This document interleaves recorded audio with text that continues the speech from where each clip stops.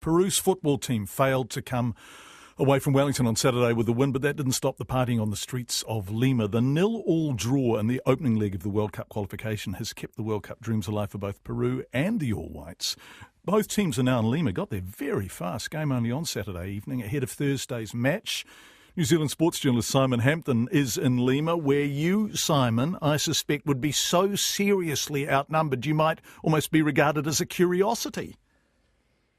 I think that's probably right, John. I sort of felt like watching the match on Friday night in Lima that I was the only Kiwi in Lima. I was at a party with about 100 Peruvians, and at the end of the match, it was obviously a really good result for New Zealand, so I sort of did a little fist pump, but with my fist sort of under my jacket hidden, Yes. So that the Peruvians didn't see, because they were quite disappointed after the final whistle.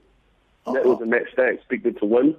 So, yeah, there's a little bit of disappointment, but the disappointment soon turned into partying, and the dancing continued pretty much right through until dawn. The Peruvian fans at Westpac Stadium in Wellington on Saturday, most of whom had come from Australia, it has to be said, were just the most gorgeous away crowd. Just absolutely fantastic. But I had a sense, and I'm sure Ricardo Gareca, their manager, would correct me, that they turned up thinking not whether they were going to win, but by how much. And if you look at the company they keep, I mean, they routinely play Brazil, Uruguay, Argentina, Colombia, Chile, Paraguay. I think that they thought it was a fait accompli. Just how many goals they'd win by was the issue. Yeah, that's absolutely right. And the media in Peru have really given it to the Peru team, really, saying they weren't good enough and they didn't play well enough. Remember, this is a team that, mixed it with the likes of Argentina, as you say, the likes of Lionel Messi, the best player in the world. Little old New Zealand shouldn't stop this team. So it really was a terrific result for New Zealand.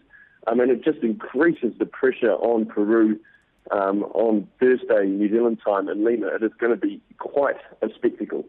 It'll be amazing. How would you go about getting a ticket for that game, Simon?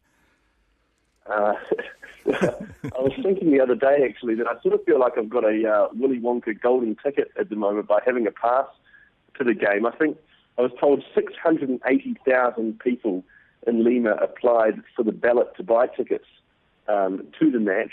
And there's only about sort of 25,000 that go on public sale. So you can imagine most people missed out. And everywhere you go, people are asking if you've got a spare ticket or trying to work out a way to get a spare ticket, I heard, because the players of both teams get a sort of allotment to give to their friends and families. And a lot of Peruvian people sort of figured that New Zealand players may not have that many friends and family coming. And so they're asking me where the New Zealand team are staying in Lima so they can go to the hotel and ask the players if they can have any of their tickets.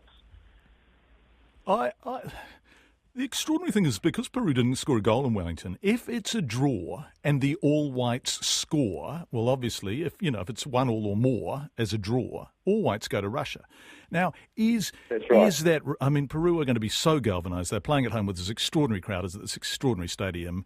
Is it even remotely possible that the All Whites can pull off that kind of sporting miracle? Well, you're right. It would be a sporting miracle. When the All Whites drew South America as their qualifying paths for the World Cup, everyone sort of wrote them off.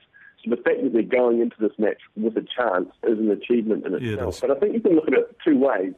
The huge support that Peru are going to get in Lima could galvanise them, and it could spur Peru on to the World Cup, or it could the pressure just could be too immense for them, and the All Whites could sort of exploit that.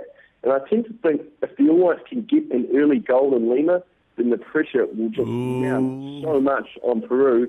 And from there, who knows? Yeah, it's going to be a wonderful game. Simon Hampton joining us live from Lima. I'm very envious of you being at that, Simon.